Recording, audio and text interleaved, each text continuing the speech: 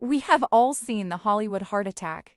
The music swells, the actor gasps, they clutch the absolute center of their chest in agonizing pain and collapse instantly to the floor. It is dramatic, it is instant, and it is terrifying. But here's the dangerous truth that movies don't tell you. That theatrical scene is often the end of the process, not the beginning. By the time you are on the floor, the damage is already massive.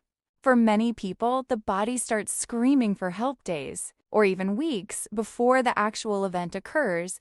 Research from major medical institutions suggests that nearly 50% of heart attack patients experience noticeable symptoms up to 30 days in advance. Half of all patients had a warning, but they ignored it. Why? Because these symptoms didn't feel like a heart attack. They felt like the flu, a bad night's sleep, or just getting older. Welcome to Everything Health 1, the channel dedicated to decoding the silent signals your body sends you. Today, we are going to walk through the 7 silent, non-traditional warning signs that your heart is in trouble. We aren't just talking about chest pain. We are visualizing the invisible clues like phantom jaw pain, sudden anxiety, and fluid retention that appear weeks before a cardiac event. Knowing these visuals could save your life. Today we are discussing a critical topic, the early warning signs of a heart attack that fly under the radar. When we talk about these signs, we are referring to what doctors call prodromal symptoms. These are the distress signals your body issues when blood flow to the heart is becoming restricted by narrowing arteries, but hasn't yet been completely blocked by a clot. Think of it like a flickering light bulb before it burns out completely. The current is unstable, and the system is warning you. It is vital to understand that these silent symptoms are, statistically, more common in women, older adults, and people with diabetes. In fact, for many women, the crushing elephant on the chest sensation never happens at all. Instead, the symptoms are sneakier. They come and go. You might feel strange on a Tuesday, fine on Wednesday, and terrible again on Thursday. This intermittent nature is exactly why people delay seeking help. They rationalize it. They think if it were a heart attack, it wouldn't stop hurting. That is a fatal mistake. We have structured this video to cover 7 specific zones and signals. We will start with energy levels and move through the body, ending with a physical sign you can check on your ankles right now. The first and perhaps most common early warning sign is unusual, persistent fatigue. Now, I don't mean the kind of tired you feel after a long day at work or a poor night of sleep. This is different. Patients often describe it as a bone-deep exhaustion that hits them out of nowhere. According to medically reviewed sources like the Cleveland Clinic, this fatigue is characterized as being new or markedly worse than your normal baseline. It stays with you for days. It is the kind of tiredness where simple, routine activities suddenly feel like climbing a mountain. Imagine you are making your bed a task that takes 2 minutes. Suddenly you have to sit down because your arms feel like lead weights. This happens because your heart is under significant strain trying to pump blood through narrowed arteries. To survive, the body diverts blood and energy away from your skeletal muscles to prioritize the vital organs. This leaves your limbs feeling heavy and your body feeling wiped out. If sleep doesn't fix it, pay attention. The second sign is referred pain. Most people are waiting for pain in the center of the chest. But weeks before an attack, pain often travels along the nerve pathways. You need to be on the lookout for discomfort in the jaw, the neck, the upper back, or even down one or both arms. Why does this happen? It is a biological mix-up. The nerves that carry pain signals from your heart specifically, the vagus nerve pathways converge with nerves from your jaw and neck. When your heart is in distress, your brain gets confused about where the signal is originating. It interprets the heart pain as a toothache, a pulled muscle in the neck, or tension between the shoulder blades. If you have a pulled muscle, it usually hurts more when you move it. Heart pain is constant and deep. If the pain wakes you up at night, or flares during mild exercise and fades at rest, it is not your muscles that tears your heart. Next, we have to talk about shortness of breath. or dyspnea. The context is what matters here. We aren't talking about being out of breath after a sprint. We're talking about air hunger while you are sitting still or doing very light tasks. Research indicates this is a major predictor of a cardiac event. It occurs because the heart is struggling to pump enough blood to meet the body's oxygen demands. Worse, blood can back up in the veins coming from the lungs, leading to fluid leakage into the air sacs.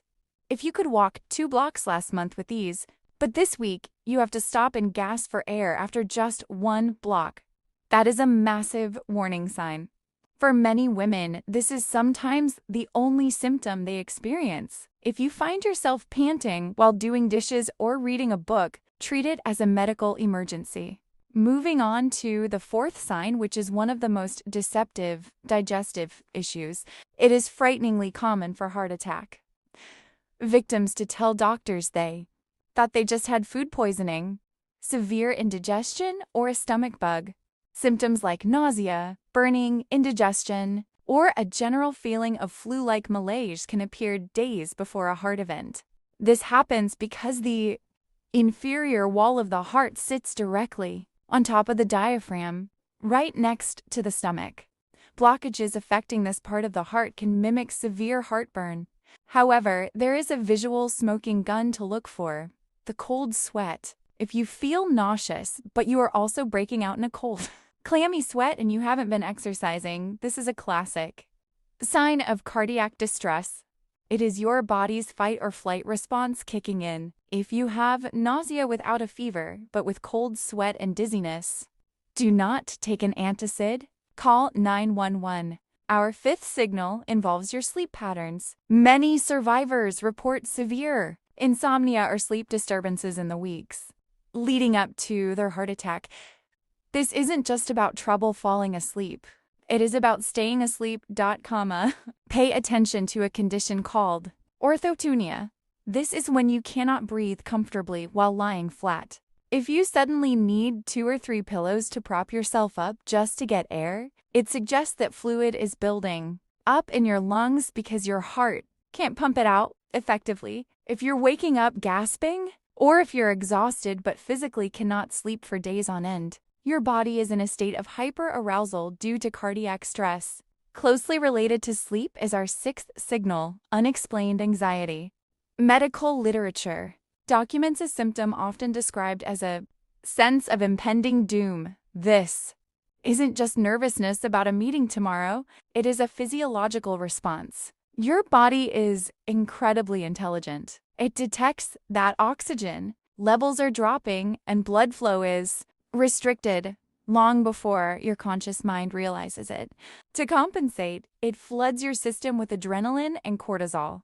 This manifests as sudden, severe anxiety or panic attacks in people who have no history of them. If you feel a sudden wave of fear, like something terrible is about to happen, and you can't explain why, listen to that intuition. It is your primitive survival instinct trying to save you. Finally, signal number 7 is visible swelling, specifically in the feet, ankles, and legs. This is known as edema. When the heart is weakened, it struggles to pump blood back up from the lower extremities against gravity. The fluid pools in the tissues. You might notice your shoes feel tight, or your socks leave deep indentations around your ankles that don't go away quickly.